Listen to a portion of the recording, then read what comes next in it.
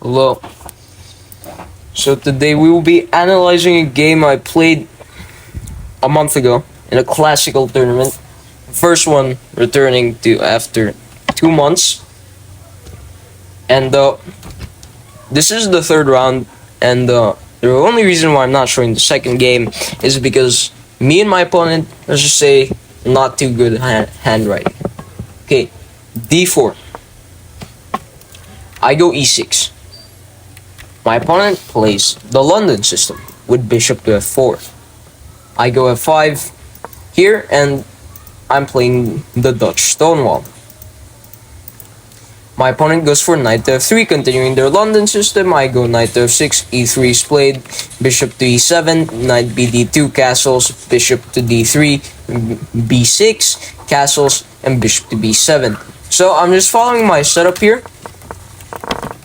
One cool thing about e6 is it doesn't show your cards. If my opponent goes c4, maybe I'll go for Benoni. Maybe I'll go for Queen's Gambit declined. Or what I play, the Dutch defense.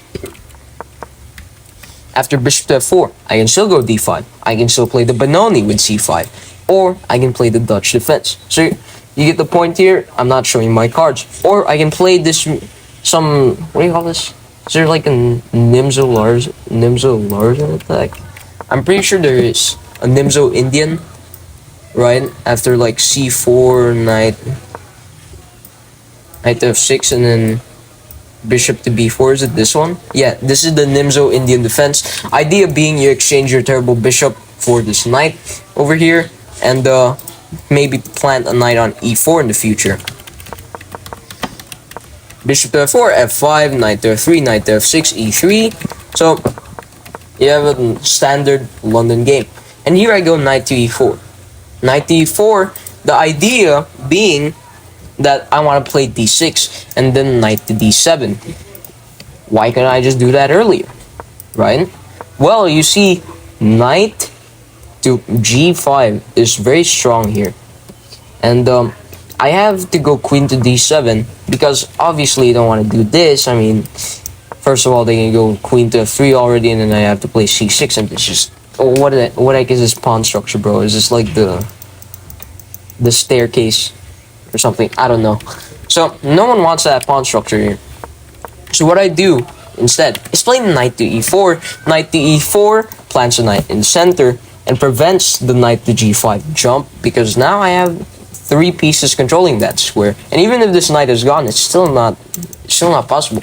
They go queen to c2, putting pressure. So I just take knight takes d2. And here, I immediately go for a risky move with g5. Now g5 is already pretty risky here. You might be saying, okay, this is not a very good move, but I have some idea to it. I wonder why the third engine move is e4. Why is the engine saying the third engine move is e4? How did it make it up here? e4. Alright, because there's only like 2 moves with bishop. Anyway, g5 is pretty risky. First of all, opens up the king. Second, you don't want to be pushing pawns in the king side. But I have some idea to it. The idea is that I think I'm stronger in the king side because I have the bishop, I have the rook potentially, I have the queen potentially, I have the bishop potentially coming in, I have d6 and d7 maneuvers to connect the rooks here. I try to double up on the f file and then start an attack with my pawns here. But there's obviously one downside to this, and it's the fact that my king is weak, and I play f4. So, in the moment while I was playing this game, I was like, oh, I'm winning a piece, but I don't really know, I don't really know if I'm winning because they have strong counterplay after bishop takes h7, right? King to h8 is forced, and now queen to g6. The idea is that if you take, there's f takes g3, and I mean, this is completely losing. Like if I go knight to c6, there's just mate in 5 with queen to h5.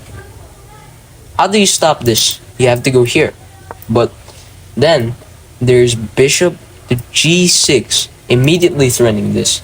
And if you go rook to h8, there's just rook to f7.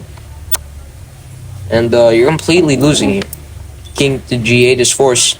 And then bishop h7 is just completely crushing. And here you have what is known as a triangle mate. I didn't want to go in there, so I was like, okay, rook f6. By the time I played f4, I had 20 minutes. By the time I played rook f6, I had 10. So, very long turns here. Queen to h5, and I have to go king to g7. Bishop to e4 is a little inaccurate according to the engine. You see that? You see that sharp turn of the engine? Like, okay, yeah, this completely winning 2 pawns. But then bishop e4, suddenly the engine's like, okay, now you're only up a pawn. Why? Because after bishop takes, knight takes, I can go for this move. F takes g3, key move here. And knight takes f6, and g takes h2. And you have to play the correct move here. Queen takes h2. Now it seems counterintuitive. Why are you just undeveloping the queen? Why are you just putting it on the h2 square? What the heck is it doing there? But there's an idea. My opponent went for king takes h2 instead, which is a blunder. Because after bishop takes, suddenly I have a very strong threat of queen to h8. The best move is probably queen to g4, but then I move the king to f7, and then the king has to... And then I could be getting some strong counterplay over here with my 2 pieces. This is drawish because the queens are still on the board, but if the queens aren't on the board, then black is a little better. Luckily for my opponent, he allows that to happen. And then here I just go queen to h8, and suddenly I'm winning. Not winning, actually. My bad. The idea, queen takes, rook takes, and I'm just a little bit better. Theoretically. But it's not so easy to win. You see, when I played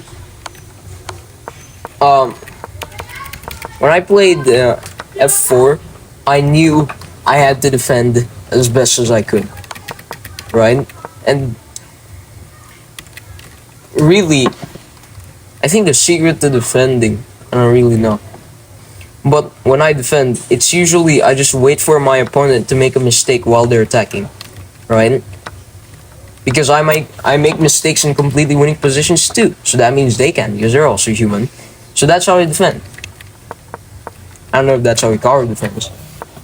And here I play knight to c6. I just play relatively looking normal moves when I defend. Bishop to g7. What do I play here? Queen to h8, king to g3, queen takes, and I'm a little bit better. I play knight to c6 here. Maybe rerouting my knight to one of these 3 key squares. No, I don't really know if it's a key square. I mean these nice squares over here. King to f7, so that I could meet rook h7 check with bishop to g7, blocking off the rook. I wouldn't say I am completely winning here, because my opponent very much has strong compensation with the passer here on g2, a connected passer here. Here they go f4, I go knight to e7, they play king to f3, and I go rook to f8, setting up some stuff here with stuff like knight to g6, king to g8, maybe trying to win the... What the heck happened? Wait, accident. That was an accident. And let me just move it back real quick here. And they go king to f3, rook to f8, and here they go rook 1 h5. And here I set up possibly the most nasty threat I've ever made in a chess game. Here I played the normal looking move king to g6, but this move has an idea. The idea is just funny. Okay, so my opponent here plays c4, a relatively normal looking move. The idea being that, okay, obviously they can't take because then I win. Oh wait, there's mate in 2. Alright, rook 5 h6. There's even mate in 2. Missed that. Forgot about mate in 2. But even the move. Oh wait.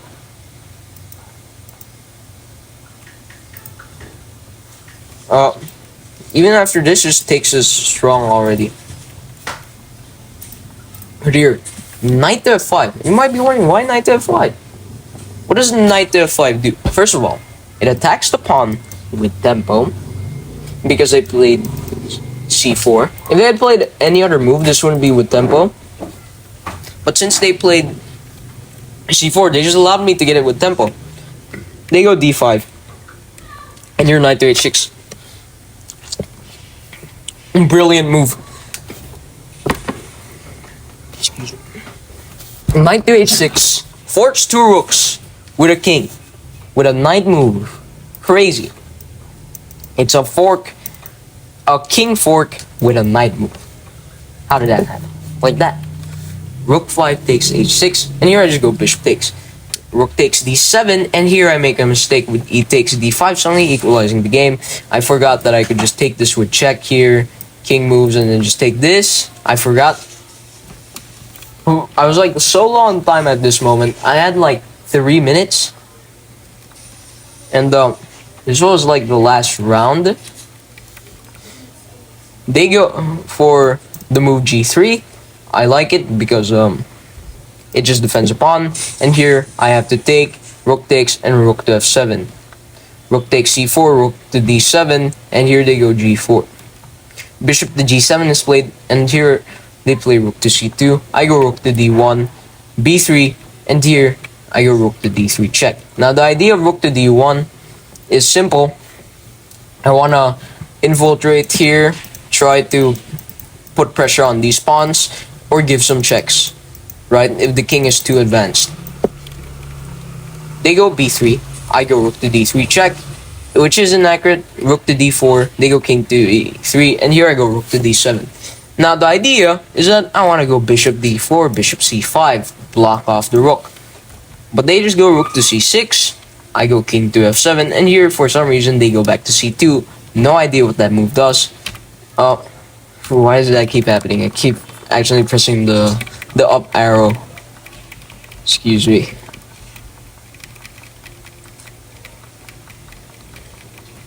Suddenly it's not so easy to win, right?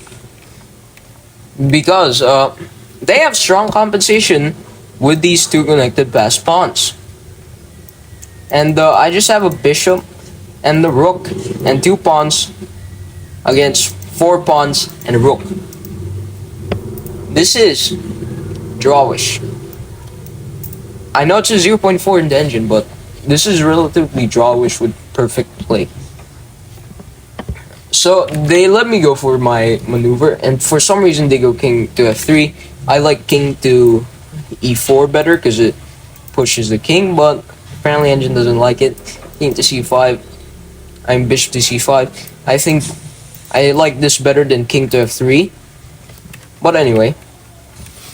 And bishop to c5. Suddenly, okay, c file's closed. They don't have some counterplay. I can start infiltrating again on the first rank, trying to put some pressure on the pawns or the king or the other 2 connected passers. And here they go f5, which is just a blunder. The reason being is you should learn this in endgames where you have two connected passed pawns against a bishop here. For the side with the 2 connected passed pawns, you want to know which pawn should I push. Okay, so here's a simple thing to learn. So the reason why f5 is inaccurate is because, okay, f5, I'm gonna remove my pawn from a dark square so that they can't put pressure, right? But this is inaccurate because in some positions, most positions, the bishop can easily blockade because the pawns are on light squares.